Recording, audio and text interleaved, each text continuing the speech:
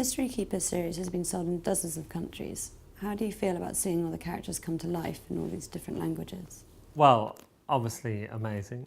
I mean, it's in a way it's the most exciting element of the whole publishing journey, being translated into languages such as Chinese and Catalan, which I just received these copies today, and it's particularly exciting because obviously the books are full of characters from different places, and it's all to do with travel. You know, they travel to different periods in the past, but mostly they travel to other countries, to other civilizations, to other cultures, and you know, there are characters from all over the place within the books, and you know, that's very much the feel of the books. Is it's kind of all the world together. You know, the History Keepers are like a microcosm of the rest of the world, and there's all these extraordinary, exotic mixes of people. So for that reason alone, it's really, really thrilling. Which one of the History Keepers do you identify most with, and why? I'm going to have to say Jake, who's really the main character. I mean, though he's a 14-year-old boy, the whole story is very much seen through his eyes, and he's someone like every 14-year-old, you know, has his fair share of fears about the world, but wants to do the right thing and wants to be brave. And wants to do right by everyone. And I suppose I would just remember back to when I was that age, and it's just so clear, the feeling that I had, when I was that old, and you know, I kind of had a lot of difficulties to negotiate, and I was just finding my way through them whilst trying to be as kind as I could to people. Which character do you find the most fun to write, and why? I think it's probably definitely Nathan, because he's obviously incredibly vain, he's self-centered, he's a bit superficial because he cares so much about his clothes, but he's also got a heart of gold. And he's very, very funny. And, you know, he is, like all of the History Keepers, very, very brave.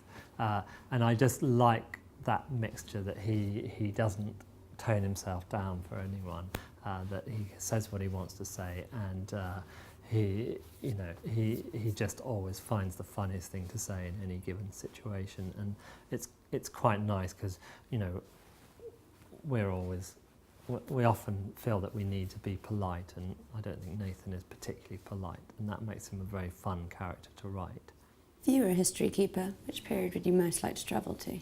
It's almost impossible to decide, because every time I read about a period, I want to go there, and sometimes I have to remind myself I can't actually go there. But the History Keepers can, and at the moment, the most exciting period I could travel to would actually be China in the time of Marco Polo, which is in the 13th century. And actually, China was the longest, well, still is the longest surviving civilization in the world, and it was way ahead of everyone else in the 12th century. And you know, they were responsible for some kind of incredible and some terrible things, not least paper. You know, they were the first to actually print anything, the compass, and of course gunpowder. You know, these are four inventions that completely changed the world. And China very much was keeping itself to itself until that point. And around the 13th century, you know, around the time that Marco Polo travelled there, it started to open up to the rest of the world, as it were, and trade began, world trade began, and my third book is all about our villain trying to pull that apart and essentially try to create a world war between East and West. It's a really fascinating period. The film rights for the History Keepers have been optioned, and I understand you're helping writing the screenplay. How does this differ from writing the actual book? it's a very different medium. I mean, essentially what I've had to do is I wrote one draft of the screenplay, which was very close to the way, to the exact structure and the way the book unfolds. I handed that in and they said, that's a really great start, but now could you please start again? And essentially what they like to do, what they wanted to do was very much more than the book, to focus it through Jake's story, through the fact that he's looking for his family, and that to be the key focus, and everything else sort of fits in around it, because a film has to have one kind of clear narrative drive, whereas a book can be a bit more expansive.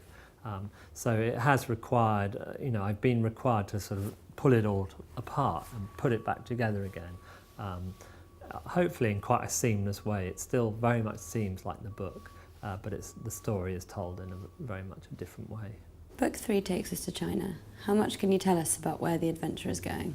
Well, at the end of the second book, there's quite a dramatic arrival of some more characters, and they've come from the Chinese bureau, because there are bureaus not only all around the world but in different parts of history, and the Chinese bureau is a very important bureau for the history keepers, but they have come because essentially some catastrophe has taken place in China, and that will lead the agents eventually on a mission to China itself, to the old port of Canton originally, in the Yuan dynasty. I'm probably saying that wrong, but in the 13th century,